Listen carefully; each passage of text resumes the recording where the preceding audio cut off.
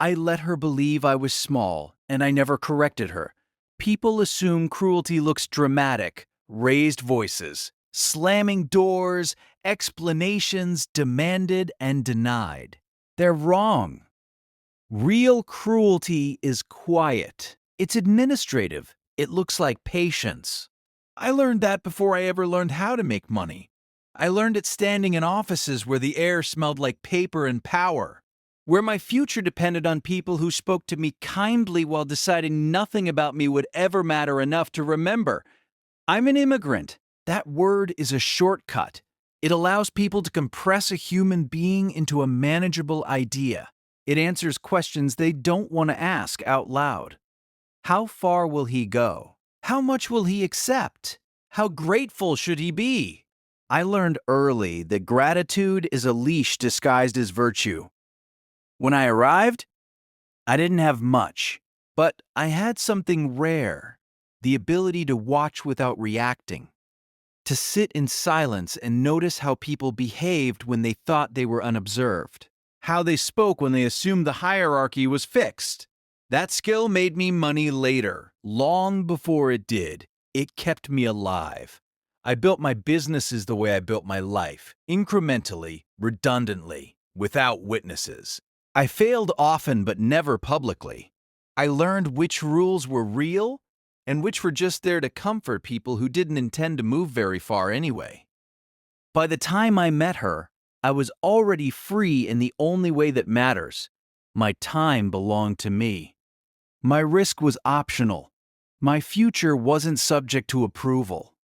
I didn't look like it. That was intentional. She met the version of me I allowed to exist in public, the man with a modest routine, a quiet apartment, clean habits, no visible ambition. Someone who appeared finished. She liked that. She liked saying she admired how I wasn't obsessed with more. She liked framing me as proof that contentment was a choice, not a concession. When she introduced me to friends, she always emphasized what I wasn't. He's not flashy. He's not chasing status. He's not trying to impress anyone. Each sentence sounded like affection. Each one reduced me to something manageable. I never corrected her. Correction would have been inefficient. People are most honest when they believe the power dynamic is settled. Meeting her parents was never going to be dramatic. It was going to be diagnostic. They lived in a house that advertised stability the way a resume advertises competence. Nothing exceptional. Nothing risky. Everything chosen because it had worked before. Her father shook my hand firmly, like he was testing a theory. Her mother smiled with her mouth, but not her eyes. The questions came predictably. What do you do? How long have you been doing it? Is it stable? I answered truthfully and incompletely. I described function without scale, responsibility without authority. I watched how their expressions shifted when they realized there would be no impressive reveal. Their concern wasn't hostility, it was assessment. And then I watched her. When her father asked whether my line of work could support a future, she didn't pause. She didn't challenge the premise. She softened me. "Oh, he's not really trying to grow like that," she said lightly. "He's simple. He's happy where he is." She said it kindly. That was the part people miss. The room relaxed. In that moment, I understood my role perfectly. I wasn't a partner. I was a calculated compromise. On the drive home, she said the dinner went well, that her parents just needed reassurance. Reassurance that I would never outgrow her expectations. Reassurance that I would stay in the lane they had silently assigned me. That night, I didn't sleep much. Not because I was hurt, because clarity has a way of sharpening everything else. I didn't end the relationship right away. Immediate endings are emotional. Emotional endings invite reinterpretation. I didn't want my decision reframed as insecurity or fear. I wanted the truth to stand on its own. So I waited. I listened when she talked about ambition. I noticed how she admired people only after they had been validated by institutions she respected. How she spoke about money as something that should arrive on schedule, not through disruption. She valued progress as long as it followed a script. What she didn't value was asymmetry, especially asymmetry she couldn't explain to her parents. When I finally showed her the truth, I did it without ceremony. No confession, no vulnerability, just facts, documents, accounts, ownership structures, years of quiet accumulation. She stared longer than I expected. Her reaction wasn't joy, it was relief. Relief that I wasn't a risk after all. Relief that she hadn't wasted time. Relief that the man she had been gently shrinking fit into a much larger box she suddenly wanted access to. Her first question wasn't why I hadn't told her. It was why I was living like this. That question told me everything. Within minutes, the conversation shifted. She spoke about houses, about investments, about helping her parents. She reframed my past as humble instead of limited. She touched my arm differently. Her voice softened. Her posture changed. She said, "Now it makes sense." That sentence ended the relationship because love doesn't need reinterpretation once the balance sheet changes. I let her speak. I let her outline a future she had only just discovered she was eligible for. Then I ended it. No raised voice, no explanation. Marathon. I told her calmly that the relationship was complete, that it had reached its natural conclusion. She cried.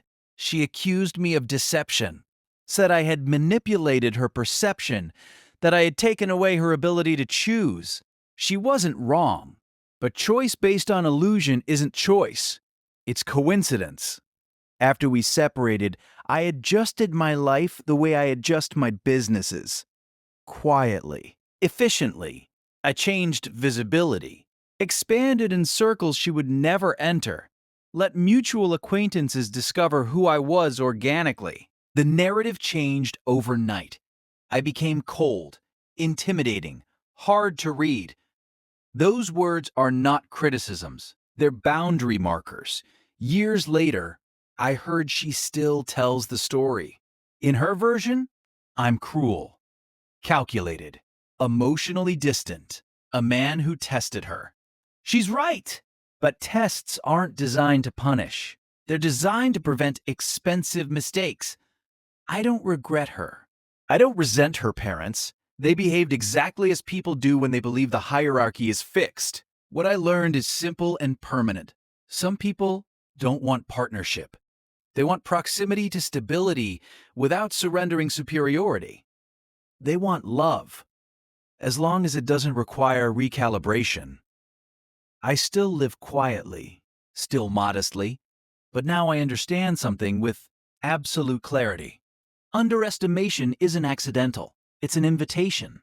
And once you accept it, you're responsible for what you choose to do with the truth it reveals. People like to say they came back, as if return is an act of courage, as if it implies reflection. Most returns are audits. She didn't come back suddenly. That would have required urgency. She came back carefully. First, a like on something old. Not recent. Recent would imply attention. Old implies nostalgia. A low-risk signal. I remember you without admitting I'm thinking about you. Then a message that wasn't a message. Hey, I saw something that reminded me of you. No question. No ask. An opening disguised as coincidence. I waited. Time is the only response that can't be argued with. When she finally asked to meet, she framed it as closure. People always do. Closure is the lie we tell ourselves when we want access without accountability. I agreed. Not because I needed resolution, because I wanted to see what version of the past she decided to live in. She arrived early, chose a seat that gave her visual control of the room. Ordered before I arrived, another quiet assertion. She'd rehearsed this. She looked composed, Not soft, strategic. She didn't apologize. That's important. Instead, she said she'd grown, that she'd done a lot of thinking. That distance had given her perspective. Perspective is a fascinating word. It often means I've adjusted the story so I'm still the reasonable one. She told me she hadn't been fair, that she hadn't understood me at the time, that I had changed after we separated. I hadn't, but that belief was necessary for what came next. She spoke about timing, about how people meet each other before they're ready, about how life sometimes needs to realign. She was offering continuity without responsibility. A sequel where the original plot holes were quietly ignored. When she finally stopped talking, there was a pause she clearly expected me to fill. I didn't. Silence makes people honest. She leaned forward, lowered her voice, touched the edge of the table. Not me. A controlled intimacy. I think we could do it right this time. That sentence told me everything she hadn't learned. Because this time implied the problem had been execution, not orientation. That the mistake was how we were together, not why. She wasn't returning to me. She was returning to a version of herself that felt safer knowing what I was now worth. And that's when I understood something with surgical clarity. She hadn't misjudged me before. She had correctly identified what she needed me to be at that stage of her life. Small enough to manage, stable enough to justify, limited enough to explain. What changed wasn't her understanding of me. What changed was her need. She asked if I ever thought about her. I said yes. That surprised her. She smiled, just for a second. Then I finished the sentence. I think about you the way I think about early drafts. The smile didn't survive that. I told her the truth, not emotionally, but structurally. That what ended us wasn't the absence of information. It was the presence of hierarchy, that when she believed she stood above me, she was relaxed, curious, kind. And when that belief collapsed, she didn't question it. She tried to renegotiate it. She said I was being unfair, that everyone brings assumptions into relationships, that she hadn't meant to minimize me. Intent is irrelevant in architecture. What matters is load-bearing behavior. I explained calmly that the relationship had taught me something permanent, that I could never again unsee how quickly affection can reorganize itself around advantage. She asked if I was punishing her. I said no. Punishment seeks remorse. I was seeking alignment. I told her I didn't doubt her feelings, past or present. I doubted their independence, she cried then. Quietly, no performance. That was real. But reality arriving late doesn't change the invoice. Before we left, she asked one last question. If you had told me from the beginning, do you think it would have been different? I didn't answer immediately. Not for effect. For accuracy. Then I said, no. It would have been faster. She didn't argue. She knew. We parted politely, respectfully. Two people who finally understood the shape of what had passed between them. She didn't try again after that. Some people return hoping the door is still unlocked. Others return hoping it was never really closed. The truth is harsher. Some doors don't lock. They simply stop being doors at all.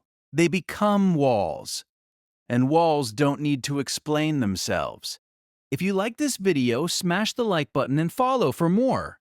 Thank you.